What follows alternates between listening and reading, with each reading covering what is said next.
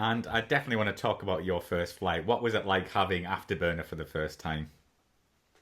Awesome. That's really fantastic. Once we did, I forget now, but 10 or 15 hours on the UMIG, the Yep. MiG-15 dual seater.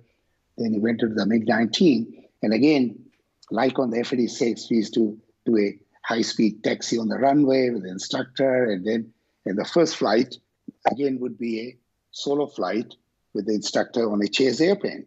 Which I still marvel. I never did that as an instructor on the fighters, but I think that probably as an instructor must have been the most difficult job to have a young guy in a high performance airplane for the first time, and now you're chasing him, you're flying your own airplane, and you're looking at him and telling him, and then to guide him down and make him land the first time.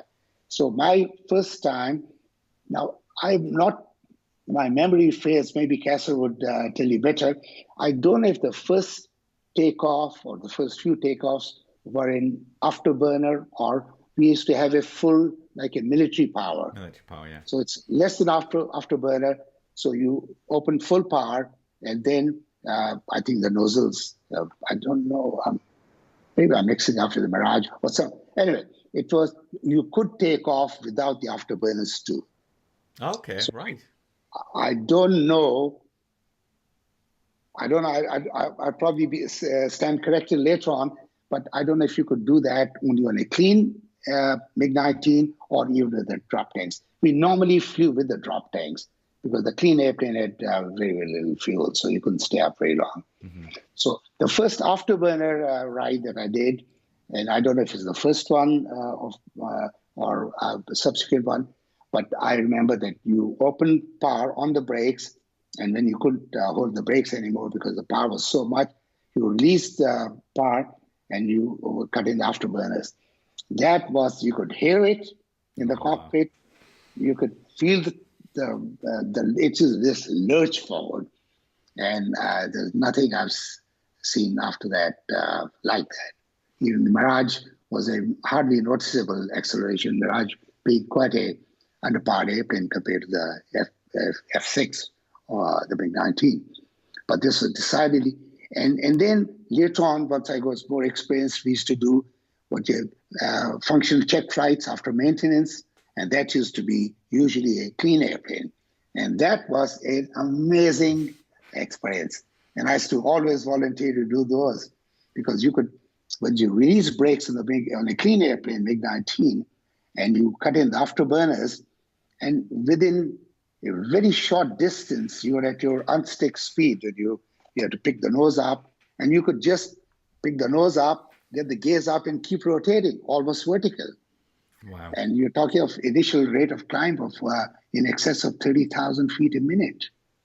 Oh, At that time, an airplane built in the mid-50s, that is going. excess of 30,000 feet a minute. Most airplanes can't descend that fast, and this beast used to be going up that fast. Uh, of course, now F-16s and all these, it's a piece of cake for them. But when you consider the raw looks of the airplane, so it's brute force that used to make it do that. And how old were you at this point on your first flight on the MiG-19?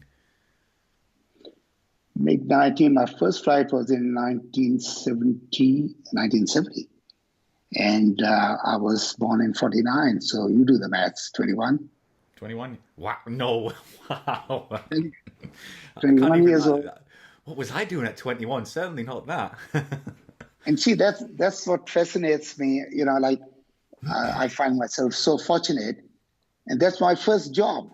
People remember their first job. Old timers like me. Oh, my first job was doing this and that. My first job was flying these awesome 21. I was flying the MiG-19, and